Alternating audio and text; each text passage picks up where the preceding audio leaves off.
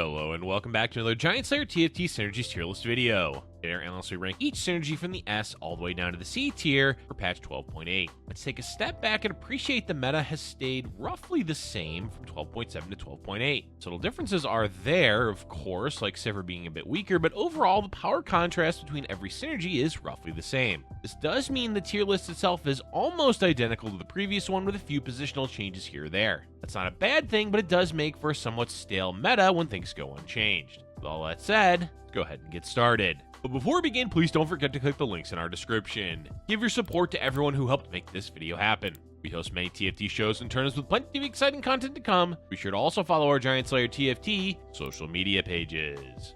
Alright, let's get back to the video. As usual, we're beginning with the S-tier synergies, which consist of Clockwork, Scholar, Mastermind, Enchanter, and Socialite. Nothing has changed here in regards to the S-tier because the most consistently used synergies are still the strongest splash traits of the set. If it ain't broke, don't fix it, as the old proverb says. At the top of the S-tier, we have Clockwork. What made Clockwork so valuable in the previous meta remains the same in 12.8. Orianna is useful in a lot of compositions because of her ultimate ability, decent damage, and having Enchanter as a secondary trait. Zilean is useful all game long with decent CC and the Innovator tag. Then there's Jhin, who can be played as a main damage dealer or just secondary damage in quite a few compositions. Point is, it's quite easy to splash into Clockwork champions, and doing so not only provides Clockwork value, but the champions themselves are quite decent as well. Overall, that makes Clockwork one of the best all-around traits and splash traits in the meta. Next up is the pair of synergies Mastermind and Scholar. Often we see these two paired together because of Silco, especially in the late game, as Silco is one of the most common champions played at level 8 and 9. Scholar also has decent value throughout the game because of Syndra and Zyra, but the mid-game is truly where this trait shines, thanks to Renata. Renata is the linchpin of the Renata Bruiser composition, and guess what? She's a Scholar. In general, we don't often see more than two Scholar, but the champions are plenty good and easily splashable for a lot of compositions. Enchanter is still the same as always, a worthwhile splash trait. The meta is also decently split between AP and AD, so Enchanter gains more value in lobbies that are AP heavy. Besides that, the champions are almost all useful in multiple ways, making Enchanter a well-rounded synergy. And to the end of the S tier, we have Socialite. Socialite won't always be useful as the hex positioning matters a lot, but in most games, at least a few players will find use for this synergy because it's so easy to splash in and provides decent value to the champion sitting on the hex. Good champions with a mix of secondary synergies and a direct boost to your main carry make Socialite a fantastic splash trait. Let's now move on to the A tier, which consists of the synergies Innovator, Transformer, Mutant, Striker, Bruiser, Rival, Bodyguard, Arcanist, Scrap, and Assassin. As always, this is the bread and butter of the meta, and given the lack of changes in 12.8, almost all of the same synergies we saw in 12.7 still make up the bulk of the meta. There are a few shifts here and there, but what did well previously is still doing well now. Flex is the name of the game, and Innovator is easily the most used flex trait in the current meta. Innovators provide an easy foundation to build off of for a lot of different endgame boards and support multiple different carries like Jhin, Zeri, Jace, and Draven as just a few examples. At the core of any Innovator board is often Echo and Seraphine, both of which provide extra value with their secondary synergies. If you're a flex player, chances are you utilize Innovators quite a lot. Whenever we talk about Innovators, we can't forget to bring up Transformer. Jace is one of the key champions for Innovators in the late game and helps hold down the flex fort quite effectively. Or you can just use Jace as your main carry, or as a frontliner. Looks like Jace is quite flexible just on his own. Up next, we have Mutant. Mutant could honestly be higher on the tier list because it's still one of the most played synergies. But there were quite a few nerfs, such as Kha'Zix's nerf, and Voracious took a minor hit in numbers, meaning Mutant lost a small bit of power overall. That said, it's still plenty strong with a ton of viable variations, making it a key synergy in a meta that flavors flex play. We weren't entirely sure where to put Striker on the list because even though Sivir ends up as one of the strongest compositions, she isn't completely out of line currently. This can definitely change in a few days' time as the meta continues to settle. For now, we're playing it safe and keeping Striker near the top of the list, but keep in mind it may fall down in value depending on where the meta goes. Bruisers are still the all-around best frontline in the early and mid-game and do alright in the late game. The main issue for Bruisers is lack of CC compared to Bodyguards, but Vi at least helps with that issue somewhat. We also have to point out that without Renata, Bruisers would likely be much further down in value, but the Renata Bruiser composition is so strong it naturally pushes Bruisers up in the ranks. Since we mentioned Vi, let's talk about Rival. Rival basically just means Vi and Jinx are both viable in the meta, with Jinx being one of the stronger late game champions overall. The rival trait itself is nothing special, but does buff either champion, so it has value. After Bruisers comes Bodyguard, as there's not too much of a gap between the two frontline synergies. Mostly where we see the difference is early game Bruisers are more effective, while later on in the game the Bodyguards do a bit more, specifically with Braum. In general, as long as you have an upgraded frontline, it doesn't matter too much whether it's Bruisers or Bodyguards.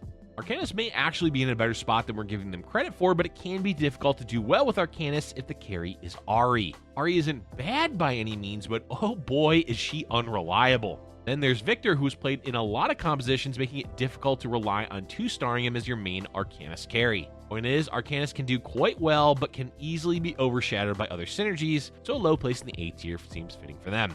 Despite the nerfs to Scrap, we're bumping them into the A tier because the synergy does provide a lot of value throughout the game. The shields add a lot of survivability, and being able to use leftover components on Scrap units is quite useful. Scrap also has a lot of useful champions like Echo, Blitzcrank, and Jinx, so honestly, we definitely missed the mark previously by placing Scrap too low in the tier list. At the bottom of the A tier, we have Assassin. Assassins are still on the struggle bus with the exception of Kha'Zix. Kha'Zix naturally inflates the value of this synergy, though taking into account the nerfs he received, we're on the fence about keeping Assassin in the A tier. But there are still plenty of mid-game Kha'Zix boards that do well with Mutant, and he is an effective item holder, so Assassin is still useful in that regard. With A tier over, let's move on to the B tier synergies, which consists of Mercenary, Debonair, Sniper, Glutton, Yordle, Chemtech, Challenger, Twinshot, and Hextech. Where A tier is the bread and butter of the meta, the B tier is like the pan that heats the bread up. Okay, that analogy didn't work too well, but the point is these synergies are often the companions to the stronger compositions of the meta or have value in niche scenarios.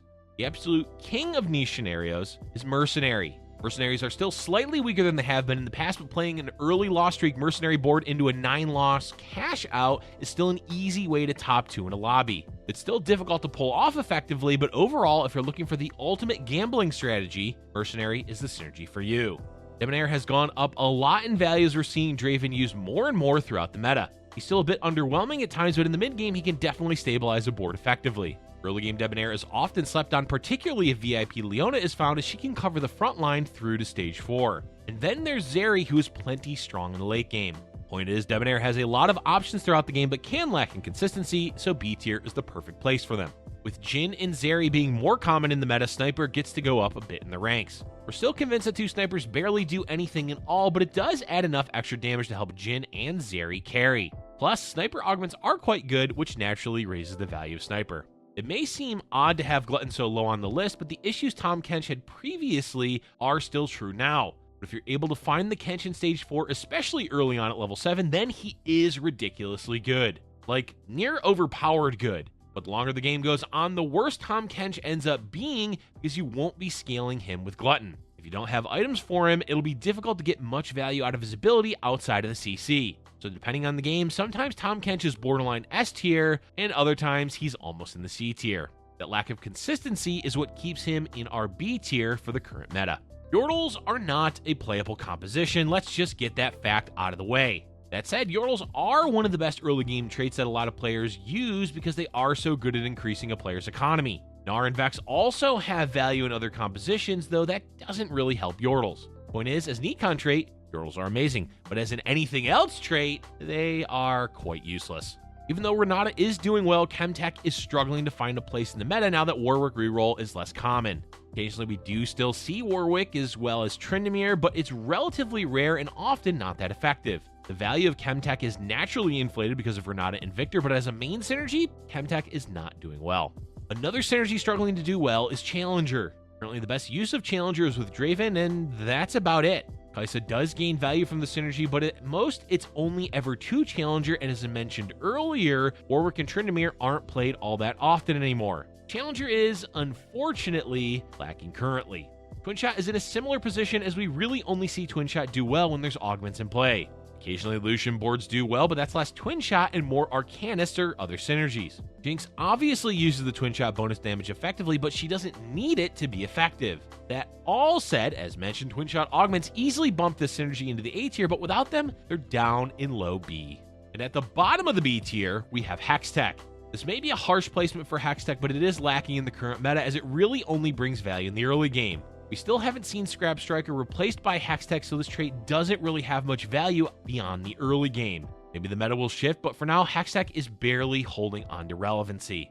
With that, we can now move into the C tier, which consists of Syndicate, Enforcer, Colossus, and Yordle Lord. These 4 synergies are still struggling in the meta, though a few of them have found some use. One such trait to find use is Syndicate, primarily thanks to Ahri, but Ashe Reroll has made a tiny comeback. The problem Syndicate has is Ahri doesn't need it to do well, as Arcanist with a Gunblade is a much more effective way to use her as a carry. Still, we have to admit that Syndicate units are overall pretty good and have a place in the meta, meaning Syndicate as a whole isn't completely useless. Enforcer still struggles from being a 3-piece synergy. Being unable to easily splash this trait makes the trait itself a lot weaker. There are definitely ways to play Enforcer, especially since both Vi and Jace are good late game units, but requiring a 3rd unit hurts the viability of Enforcer by a lot.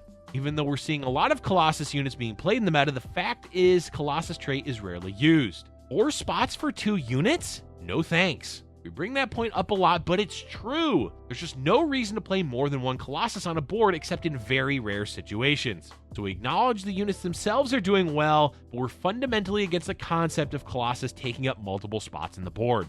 And finally, Yordle Lord. Bodyguard is a meme, and 6 Yordles is almost never played anymore, so players can just ignore this synergy entirely. That's all we have for today's tier list video. The meta may be in a good spot, but it has become a bit stale. Hopefully the next patch shakes things up, especially since we're nearing the end of set 6. Let us know in the comment section below what synergies you've been having the most success with. Thank you for watching, and if you're enjoying our content, be sure to hit the like button and subscribe for future Giant Slayer TFT videos.